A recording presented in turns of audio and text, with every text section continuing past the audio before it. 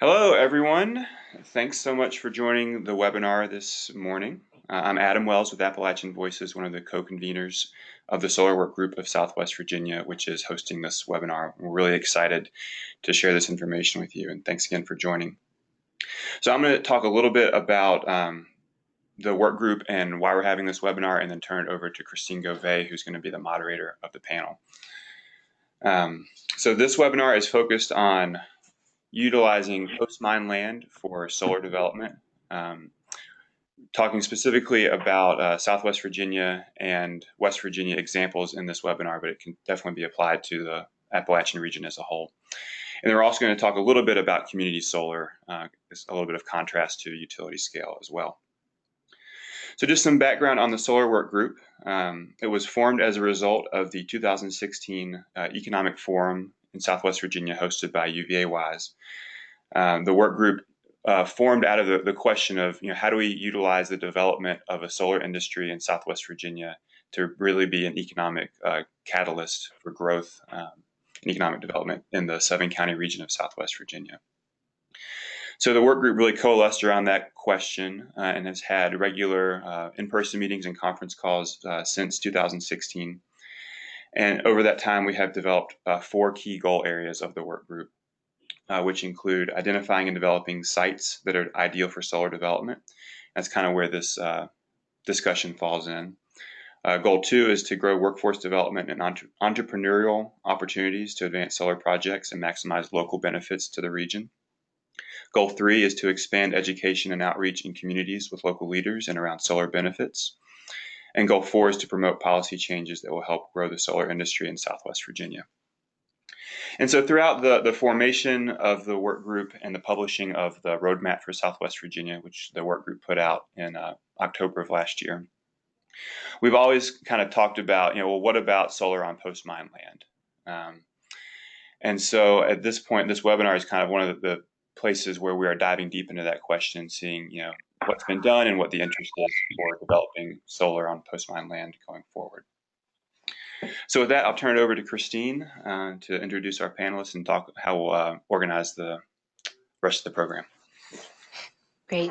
Thanks so much, Adam. And thanks to all of you for joining us today. This is Christine Govey with Dialogue and Design Associates.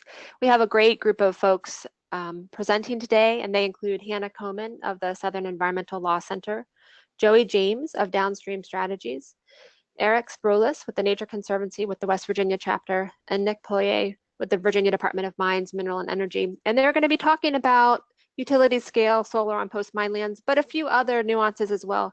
What community scale solar looks like in Virginia, mapping applications. So we're really excited about this learning opportunity. We are going to have a chance for brief clarifying questions at the end of each panelist slides and remarks. So we're going to ask you to use the raise hand function under the GoToMeeting control panel, and Adam will unmute you to be able to ask any clarifying questions you have. And then at the end, we'll have 15 minutes for question and discussion. So if you have any general discussion questions, please do save them for the end. And we look forward to the panel. Anything else, Adam, before we start out today?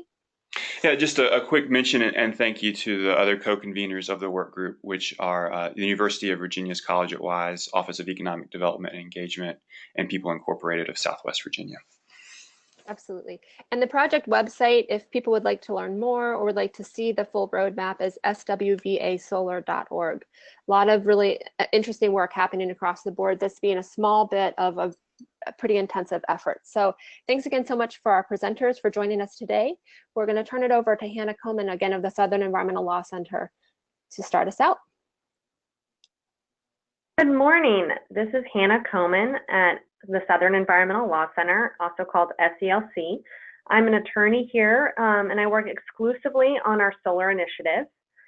I've been working with Adam on some projects with the solar work group, and he asked me to be a part of this webinar to provide some definitions of terms that often get thrown around when we're discussing solar in Virginia, so we can kind of establish a baseline for our discussion. So the first term I'd like to discuss is what is community solar? So community solar legislation passed in Virginia in 2017. that it's relatively recent here in Virginia. And it requires both Dominion and Appalachian Power to propose pilot programs to get SEC approval, SEC being the State Corporation Commission. Co-ops under this pilot program may propose their own pilot programs, but they also may choose not to participate and not to have community solar programs.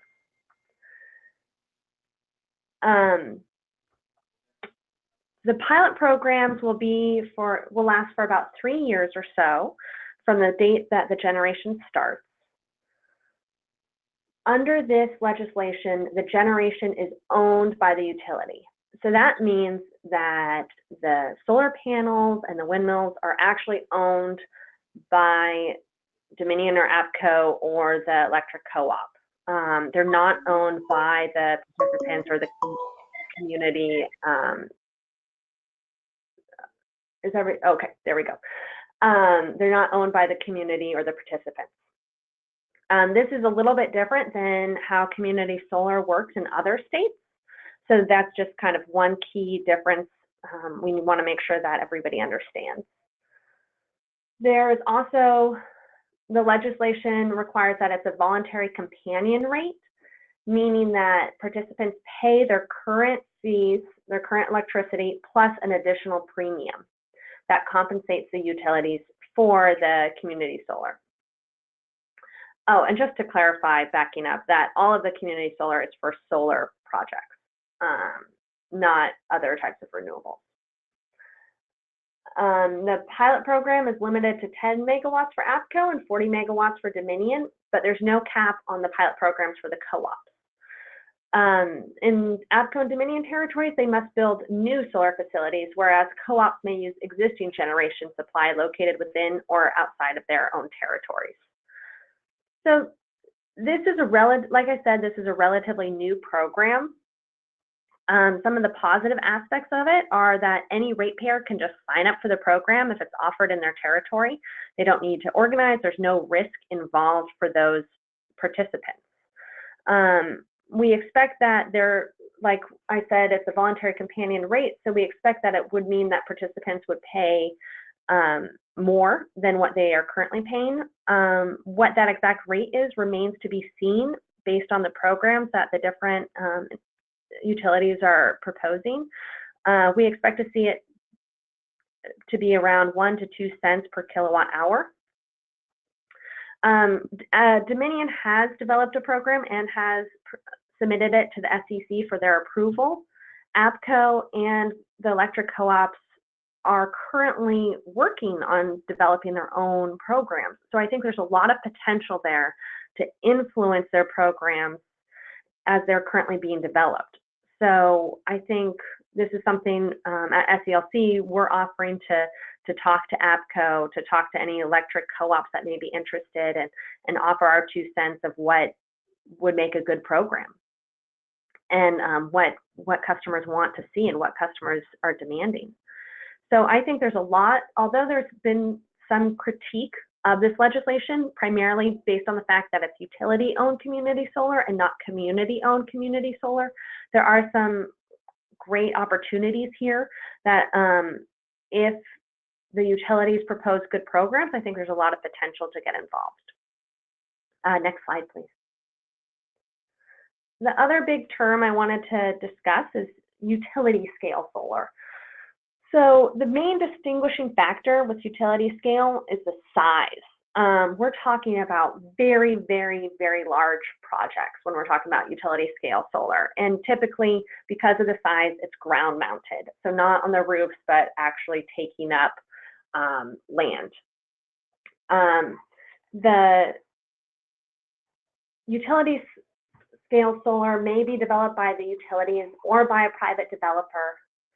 And again, the utility may be the off-taker, meaning the utility may be using the energy for customers, or it could be a private company, it could be the off-taker. But again, the main distinguishing factor is the size. The other type of solar projects that we talk about is distributed solar power.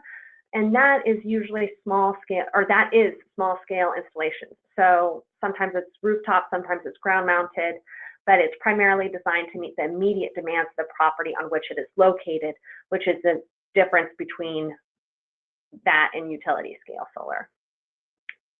So that's kind of just a really brief 1,000-foot level overview of these different terms. I'd be happy to answer any questions if anybody has any. Great, thanks. And again, we're going to have brief clarifying questions now and then more discussion later. So thanks so much, Hannah, for that. Are there any brief clarifying questions now? If so, please use the raise hand function under the control panel.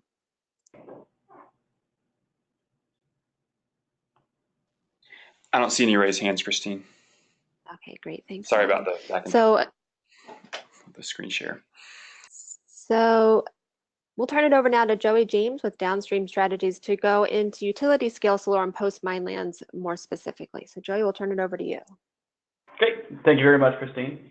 Adam, you can go ahead and advance, please. So Downstream Strategies, for those of you that are not familiar, is an environmental and economic development consulting firm.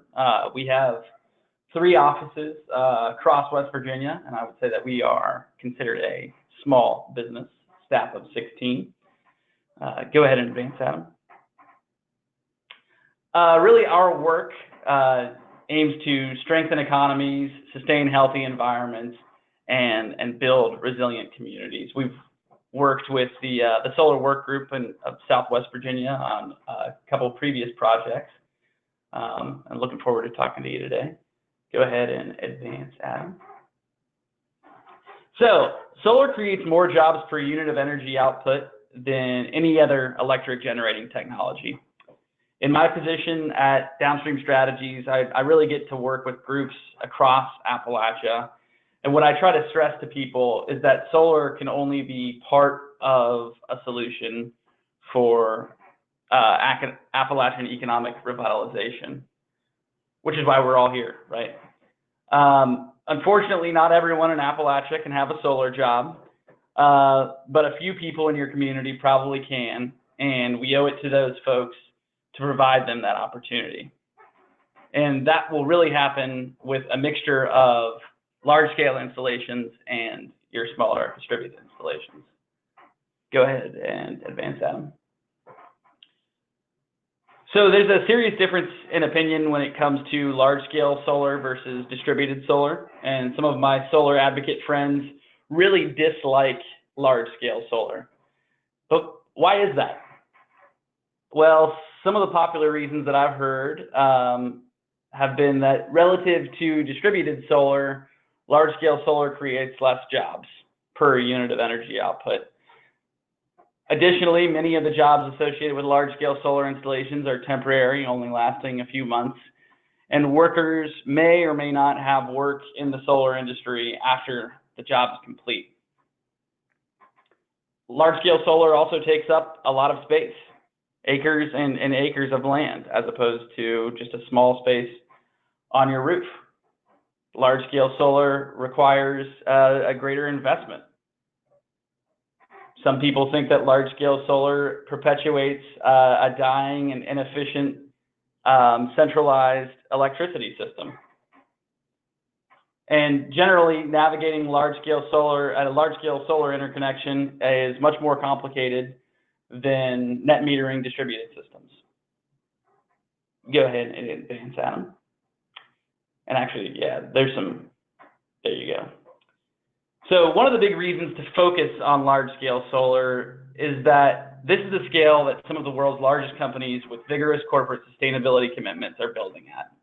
Google, Amazon, and Walmart, all of these companies have great corporate sustainability commitments. And I was just reading an article today, actually, about some of the world's paper printing giants switching to solar and building at large scales. Go ahead and advance. So other reasons why we would want to focus on large-scale solar is that large-scale solar publicly demonstrates the value of solar, as opposed to a discrete system that could be installed on someone's roof. This could be particularly valuable in a place like West Virginia or Southwest Virginia, where you have populations that could be skeptical of the technology, and that's largely because they haven't seen it demonstrated. If a industrial facility or a utility were to install a large-scale system, say on a mine site, that was very visible to the public, more people might be inclined to explore that technology further and ultimately install systems on their homes. Large-scale solar is also favorable to long-term lease arrangements, which are preferred by the landholding companies in Appalachia. Landholding companies often are not willing to sell, and this is a development option that that they can take advantage of. It makes use of the surplus of underutilized degraded land in Appalachia, and really it's a good way to honor our heritage as an energy producer. Go ahead. And finally, one of the most important reasons is that per capita greenhouse gas emissions continue to rise, and this requires large solutions and rapid renewable integration, and building at large scale produces results quicker. Go ahead and advance. So now I just want to provide a quick review of two initiatives that have indirectly and directly promoted the idea of large-scale solar on mine sites, in particular in the region. The first initiative, a collaborative project between WVU and Marshall, explored alternative energy production such as cellulose-based ethanol and pelletized biofuels, wind, geothermal, and solar power generation on mine-scarred lands in West Virginia. They called the sites that had potential for these alternative energy resources sustainable energy parks. Go ahead and advance, Adam.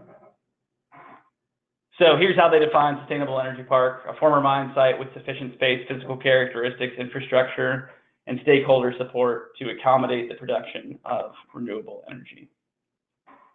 Go ahead. So they identified ultimately a total of 462 square miles of mine-scarred lands across West Virginia that met their development criteria. You can see here that the southern coal fields and the northern coal fields are where you have clusters of a large amount of these types of sites.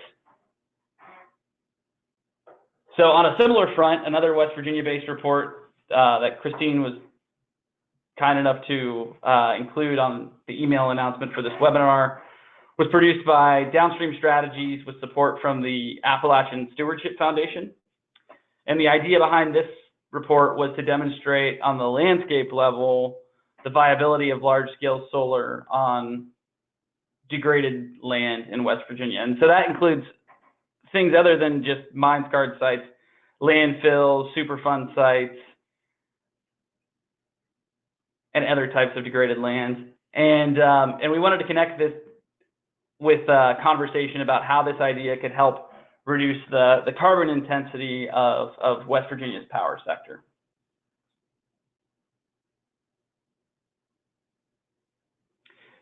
So what were we looking at, or what were we looking for in sites? We were looking for sites with greater than a 300 kilowatt nameplate capacity. So that is not utility scale, as Hannah had defined before, but rather that would be considered a commercial or industrial application. Greater than 3.5 kilowatt hours per meter squared per day of direct normal irradiance. And we were looking for sites less than a mile to transmission substations and graded roads. And also sites that were relatively flat and would require very little land moving. So ultimately we found in that report over 220 square miles of land, much of which is not in current productive economic use, that we considered viable for large-scale solar. Again, some of those are are commercial and industrial applications. Others are utility scale. And you can see here that many of the viable sites were pre-1977 abandoned mine lands. So this is a map showing the number of sites identified per county. And again, comparing this to the Sustainable Energy Parks research that WVU and Marshall had completed, you again see the clusters in the northern and southern coal fields.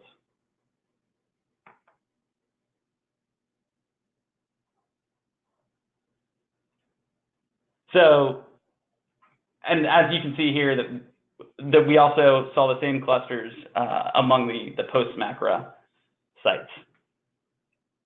So go ahead. So what do these sites look like? Well, not all of them are massive valley fills. In fact, there's one just across the river from my house here in Morgantown that is in the Morgantown Industrial Park. So this particular site is considered a pre-1977 abandoned mine land, but it is also a Superfund site, and it's capped. And we've spoken with the industrial park owner at that site, and this is one of the few areas in the actual industrial park that's not in current use, and really the development options for a capped Superfund site are extremely limited. The industrial park owner had previously explored building a coal gasifier in the industrial park, but now we're getting them to at least consider installing a 2 megawatt large-scale system that would take advantage of that available underutilized land.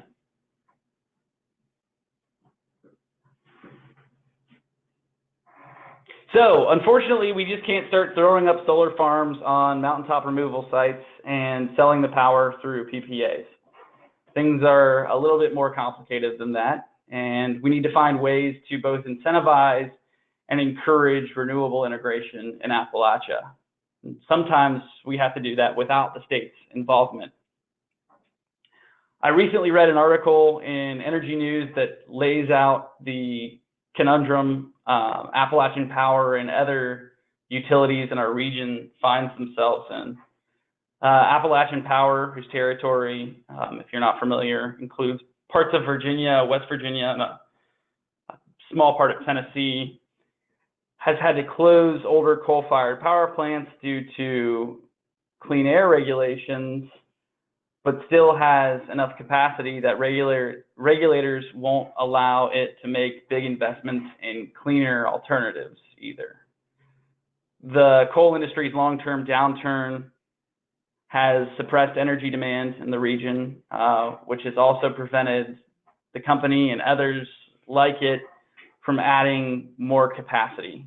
And where you see those capacity additions across the country right now is in renewables. So they're having a hard time making an argument to integrate renewables when overall demand for electricity is decreasing. So another challenge is the land ownership patterns in the region. And I had alluded to this before, but landholding companies that own a large, significant portion of the land in Southwest Virginia and West Virginia are notoriously difficult to track down. And if a solar developer is working on a quick turnaround on an RFP that they're answering, they may not want to spend the time hunting the land company down to gain access to a mine site when there are greenfield sites available from other smaller landowners that might be easier. There are also geotechnical considerations. As you can imagine, on a surface mine that has been backfilled, there is a certain amount of settling, and this has inhibited other types of development on mine sites, and you can expect that it would inhibit solar development on some mine sites. There are also real or perceived environmental liabilities to contend with. Solar developers don't want to risk being sued for existing or evolving environmental violations on mine sites. I had engaged a large solar developer a couple years ago who was genuinely interested in obtaining access to land in West Virginia because they see it as an inevitably evolving market.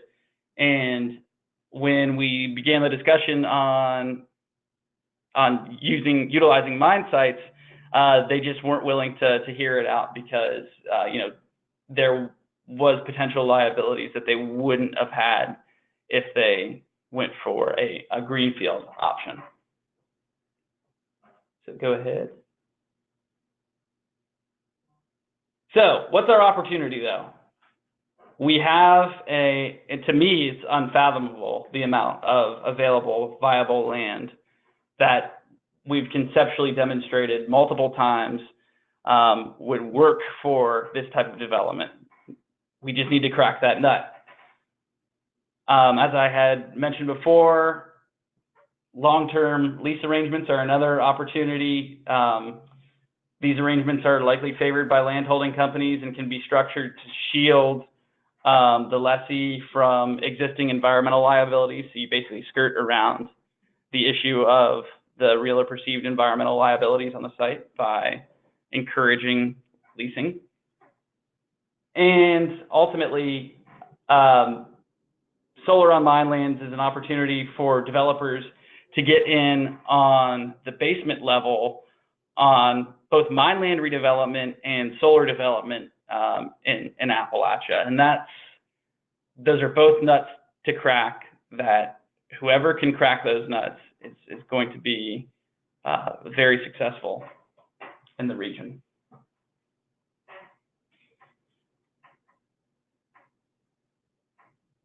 So, Adam. All right. Joey's contact information. So are there any brief clarifying questions for Joey? Again, feel free to use the raise hand function. So Joey, thanks so much. Great overview. I don't see any questions now. Apologies to Eric and Nick. We're running a little bit over, so just looking forward to your presentations, but be mindful of time, please. We're going to turn it over to Eric Sproulus of the Nature Conservancy West Virginia chapter. Thanks, Christine. Hi, folks. Can you hear me? Yes. Great. Just wanted to check. Well, thanks. I should be able to run through my slides fairly quickly. Thank you, Hannah and Joey, for fantastic overviews there in terms of defining the various types of solar, as well as the opportunity set that really exists on these minelands. So I'm Eric Sproulus. I'm the economic development lead with the Nature Conservancy's West Virginia chapter. For those of you who are not familiar with the Nature Conservancy, we're a global environmental nonprofit with chapters in all of the 50 states, all the provinces of Canada, as well as 72 country programs. And what we're working on in West Virginia is primarily around kind of that intersection between nature-friendly economic development. We see solar on minelands as a big component of that. So next slide, please. I'm going to take us, I guess, zoom out here to kind of the global level and some of the broader considerations that the Nature Conservancy is bringing to this work. So if you see there on the left, there's a number of different activities, land-based activities, and that ranges from reforestation, avoided forest conversion, natural forest management, et cetera. And that's all a bar chart of the climate mitigation potential. So this is what we're referring to now as natural climate solutions. And good news, if you look at those top three kind of significant contributors to climate change mitigation potential as a natural climate solution, the Central Appalachians have a huge role to play within that. Reforestation of these degraded lands, avoided forest conversion. So that'll take me more into the solar realm because we're seeing the development of solar across the region, and there's huge interest to steer that towards the degraded lands such that they avoid converting our dense, high carbon density hardwood forests. And then natural forest management you see is that third one down. And so we're also engaging within the forestry industry to do responsible forestry in such a way that we can sequester carbon, but also create industry within the region. Next slide, please. The biodiversity hotspots. Some of you may have seen these slides, but as we know, our region, Southwest Virginia, West Virginia, has a very unique habitat, as well as ancient mountains with highly biodiverse creatures and flora and fauna. Next slide, please. And as climate change impacts the region, this map shows the projected flow of mammals, birds, and amphibians. And as you see there, much of that is going to be flowing through the region. It is predicted that there's going to be a flow associated with warming temperatures. Next slide, please. And where that choke point exists is really in these connectors. So this map shows in the dark green blobs, as they're technically known. Those are existing stands of forest, protected ecosystems, or pretty healthy ecosystems. And then the light green blobs, again, technical term, is where there are sections that are missing to complete those climate flows. So if you look in the kind of bottom left of that oblong shape, you've got the coal fields, and that connector is one that is lacking. So we're looking at ways that the Nature Conservancy and partner organizations can help create more resiliency within the landscape to connect those flows. And solar on minelands is a potential strategy that the Conservancy can even use to help generate revenue for creating protection outcomes on parcels of land. So that's one of the strategies that we're looking at with regards to this work. Next slide, please. And then again, this is probably very familiar to you folks on the phone, but the biodiversity, climate resilience, and endemic poverty in the region is quite great. So really, yeah, like I said, the intersection between nature and economy, and how can we find new and innovative ways, specifically in those really impacted communities where you have above 23% poverty rates. Next slide, please. So that gets us to solar resources of West Virginia. The solar resources you see, there's the bar kind of index there on the top right, and there are far more sunny locations in the southwestern part of the United States, but in terms of the eastern United States, the Mid-Atlantic, the solar resources is actually reasonable as you get down into the southern part of West Virginia in terms of the opportunity set that exists there. Next slide, please. And tying kind of all of what I've been saying together, the work is looking at really how we can steer more of this type of development across the region, and in West Virginia in particular, towards degraded lands for the water quality, carbon sequestration, biodiversity, wildlife, pollinator, as well as job creation, because it seems as though those regions are where they need it the most. And I guess without it can be assumed too that those lands are likely going to be less expensive to develop because of the fact that most of the value has already been removed. Next slide, please. So this is some good work that my colleagues in the North Carolina chapter have done, or were part of it, but they were looking at ways that solar siting can provide those benefits to the landscape scale, kind of outcomes that we're looking for in terms of resiliency. So in the top left, you'll see that in between the rows there in the solar panels, they've created native vegetation and good habitat for birds, insects, migratory animals.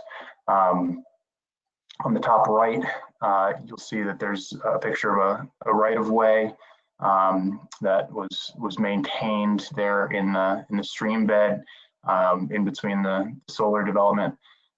So good siting practices and good orientation is another way that, the Nature Conservancy looks at solar as well as all energy resources, but advising how best to approach those projects so that they have the greatest benefit or least impact to the surrounding ecosystems. On the bottom, I was just going to note, there's additional ways that the solar can be a sanctuary, as they say, for various animals too. So there's ways to increase the ability for those animals to nest in those locations. Next slide.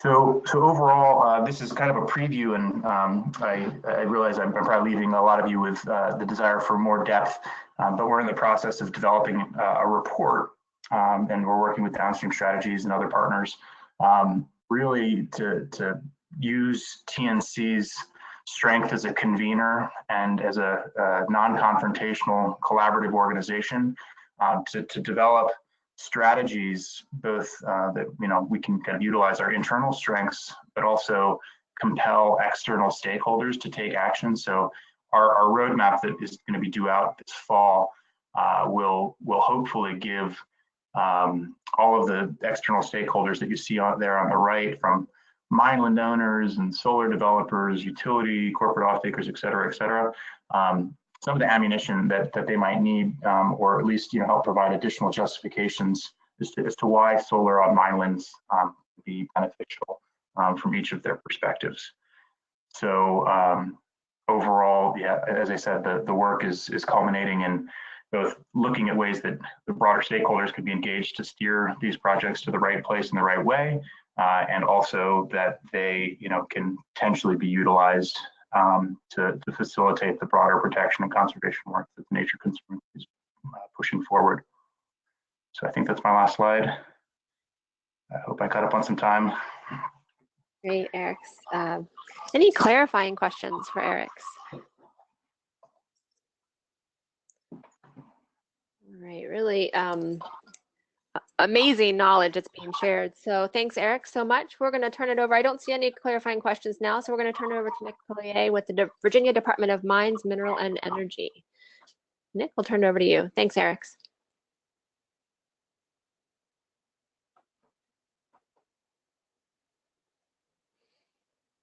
Nick, you might be muted. Can you hear us, Nick? We're not able to hear you. Yes, I was muted. Thanks, Christine. Sure. Again, my name is Nick Pullier. I'm with Departments of Mines, Minerals, and Energy. Within DMME, I work for the Division of Energy, and I am located in Southwest Virginia, although I go all over the state for a variety of different programs and projects. I'm in Big Stone, so I'm the only Division of Energy person south of Richmond. So renewables is one area that I handle for DMME. Next slide, please. I'm just going to quickly kind of touch on our mapping services, mapping capabilities, and then some efforts in mapping of post-mine land specifically for solar or renewable energy development.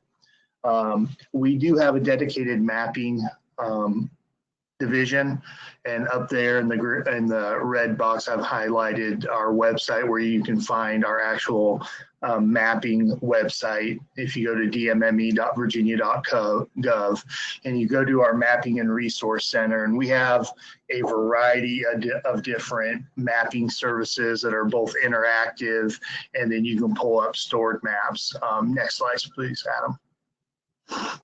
So this isn't just an example of some of our interactive map options, and we have AML, which is our abandoned mine land map. We have Division of Energy maps. DMLR, which is our mine land reclamation, also has an interactive map. So if you go to any of those maps, you're going to be able to search based on what your need is and pull up different characteristics of what you might be looking for. And then we also, there's another, that the lower right box shows you some other maps that are available to you as well, which coal mining, you can look up current permits, and gas and oil wells. Next slide, please.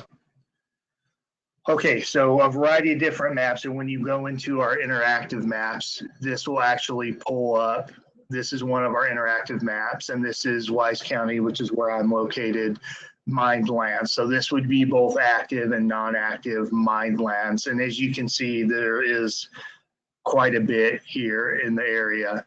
And you would just zoom in, and you can actually zoom down to a granular level and pick out an actual area that has been either active or not active mining. And you can kind of search in the interactive maps for, it could be abandoned mine land, it could be reclaimed land. But just wanted to briefly give you guys an overview. We do have a dedicated mapping office. Daniel Kessner, who some of you may know, is our mapping chief. And I'll talk a little bit more about our mapping ability as it applies to renewables. Next slide, please. Okay, so specifically in terms of our efforts for renewable energy and kind of how we dedicate or allocate staff and resources.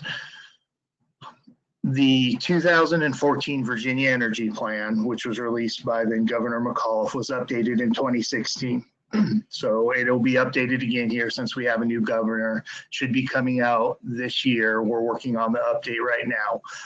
Next slide, please. But in the Virginia Energy Plan, the governor called out one of our efforts, and it was the Clean Energy Development and Services Database effort. This is specifically relates to state-owned land, so it's not going to be any of our post-mine land, but this is one effort that right now is being utilized for state-owned land. It could be in the future applied to post-mine land.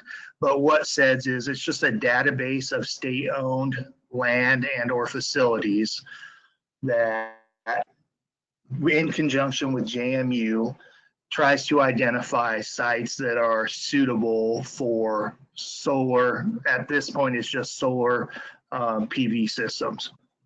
These are going to be smaller systems. None of them are going to be very large. There is both ground-based and roof-mounted capabilities that the system uses. This is housed at JMU, and JMU maintains the database and enters all the data for us.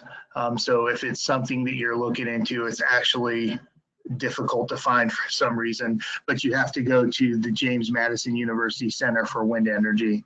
In there, you'll find this database. And again, it's only state-owned, but it is an effort that we work with JMU to maintain for state-owned facilities or sites where there is a potential for solar PV.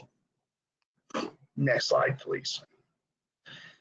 And just real quickly on that last slide, that SEDS was pointed out in the Virginia Energy Plan, and one of the resources that the governor identified as the state will use to help meet its renewable portfolio goal. So that's one effort. Another effort that we've been working on, this is not in the Virginia Energy Plan, but every year Virginia Tech graduating students, as part of their senior, these are engineering students, the senior students participate in this capstone project, and they reach out to local either private or public partners to develop tools. And we've done a couple of these capstone projects with the Virginia Tech students in the past. And in this past year, we did one to develop a site selection tool for solar and wind energy. It ended up being more focused on just solar energy and solar PV systems, just because the space needed for wind energy is much larger when you're talking about a wind farm. So we more focused on solar. And there you can see those are the students that helped us. It was 4 students and an advisor from Virginia Tech, and then 2 DMME advisors. Myself and then Daniel Kessner worked with the team. The work started in 2017, and we worked with them to identify what characteristics would be key for identifying suitable utility scale solar farm sites. The team, the total project time was over 6 months, and they completed the work in 2018, and they released their final report. And then I'll kind of talk about the highlights of the report here. Next slide, please. Okay, so the report went in detail, met with the students several times, and identified in terms of size, slope, coverage, orientation, just your normal siting factors that you would want, and then proximity to transmission lines, which is hard in Virginia to do because the IOUs, the investor-owned utilities, are usually not willing to share that information. So that was the hardest piece of information to kind of input into this tool. But once we narrowed down all of the site characteristics that we wanted to include, the students developed a tool, and they were able to identify within the state, and these again, this is post-mine land. So that was the first criteria, was post-mine land, and we have quite a large inventory of post-mine land within the state. So they initially identified 22,405 sites. After kind of ingesting the data in the tool, they narrowed, of that 22,000 sites, they narrowed it down to 7,635 suitable or potential sites. And then they went further within that to identify the top 20 sites. And this is in Southwest Virginia again. So they narrowed it down to a list of 20 sites, and then they ranked the top 20 and focused really on the top 10. And there on the left-hand side, you can see in the rank, the 1 through 10, and you can get an idea of the size because it's meter squared. So they were able to identify 10 sites that were best suited for large-scale solar PV farm. And again, that characteristics were, we wanted a slope that was no more than 12%. We wanted the area to be cleared and oriented in a southwest direction.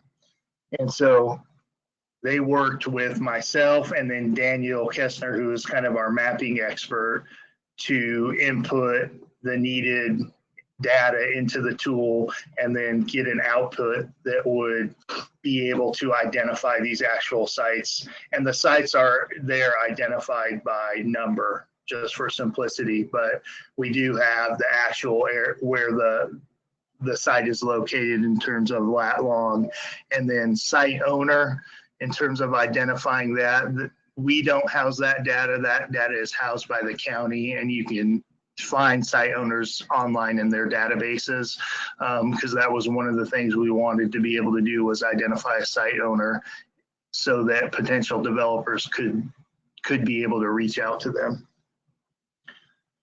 And next slide, please. Okay, so those are kind of two efforts that we worked on in the past. In terms of ongoing efforts, we are always working with folks to develop mapping, whatever their mapping needs may be. So we will get folks that will come to us and say that, you know, we'd like to, within your inventory, can you show us sites that could handle a 20 megawatt scale solar PV farm?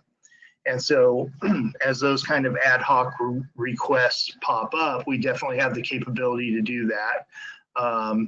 And it's something we do on an ongoing basis. And we just work with the requester to determine what their site characteristics are, what they'd like to see in a site, what size, production capability they're talking about. And then it takes a little bit of time, depending on the workload, to be able to produce the resource that they're looking for. So those were some of the projects we've done in the past. We are ongoing doing projects as they come up. We don't have a dedicated renewable mapping section. Daniel handles mapping for all of DMME. That's across 6 divisions. So he's a pretty busy individual. But in terms of dedicated renewables, you know, I'm kind of the touch point for DMME and Southwest Virginia. And then I work with Daniel to kind of handle those requests as they come up. I will stop there because I know I'm over, so I apologize, but that's it for me.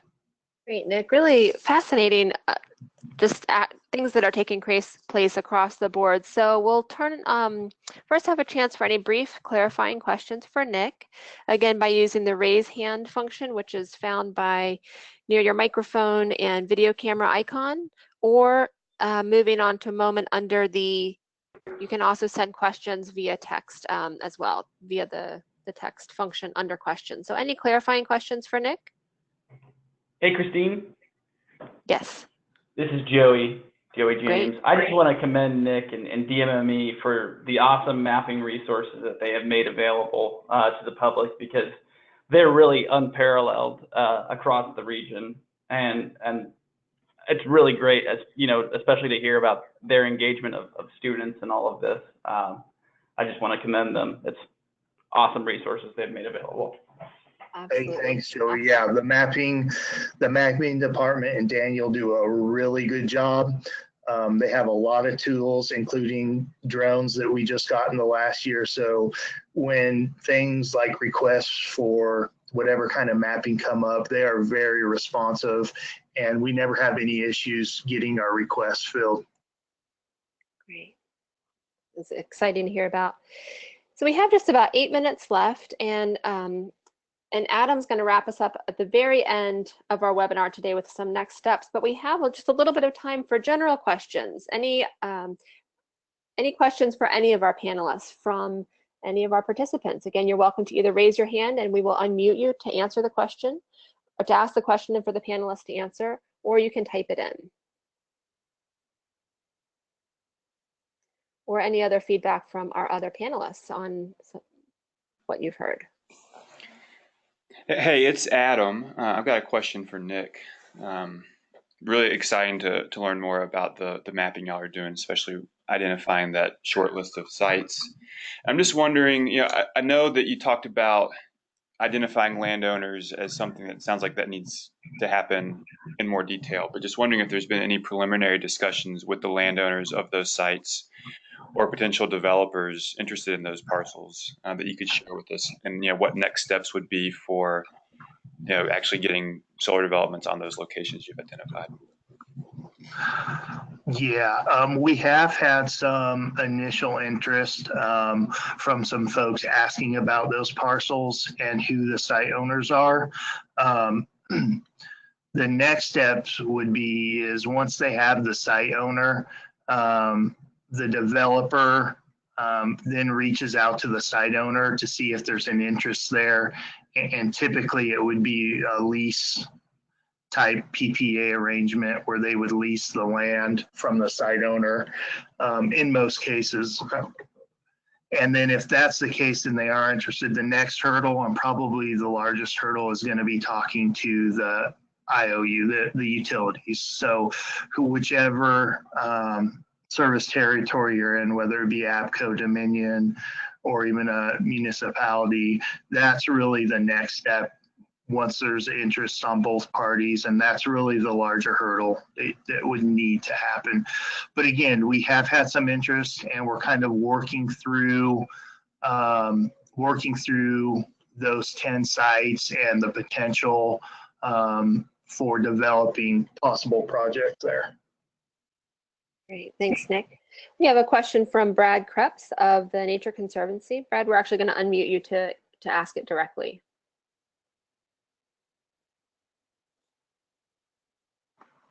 Okay, Brad. Hello?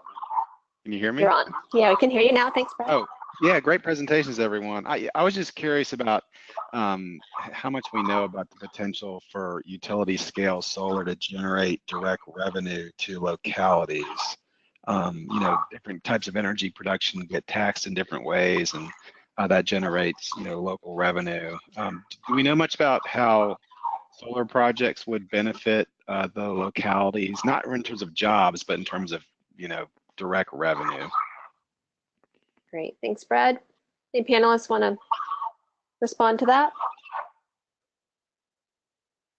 I can respond to part of this.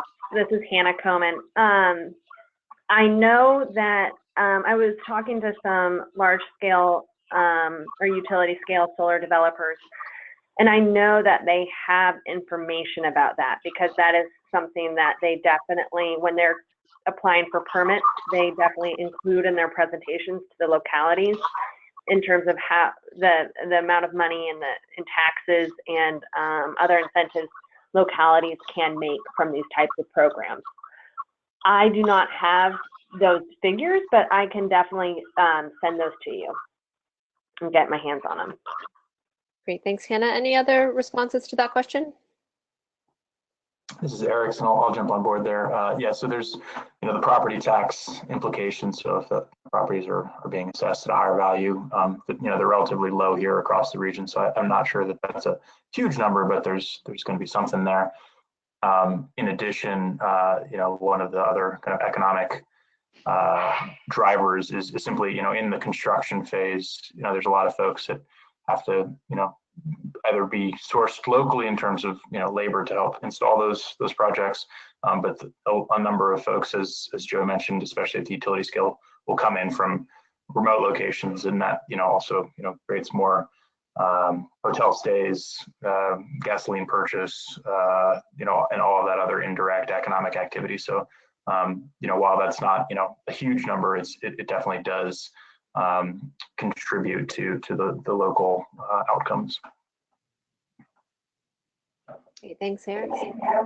Any other follow-up questions with that, Brad, or any other responses around generating revenue? I'll just add really quick, Christine, this is Nick. Virginia in the last round of legislation passed the Green Communities program, and it's not a program I manage or work with, but with that legislation, it allows communities that do establish renewable or green projects to receive tax incentives and tax breaks. So it's a new program. It just came through with the last round of legislation, but that program is also available to communities that do decide to establish renewable programs. Great, thanks, Nick. We have time for one last brief question. Any other questions or suggestions from panelists or participants?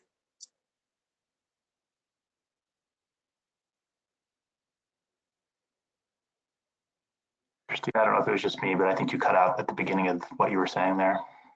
Okay, thanks for letting me know. Just any other final questions or feedback from anyone? We have about a minute left, and then we'll look at next steps.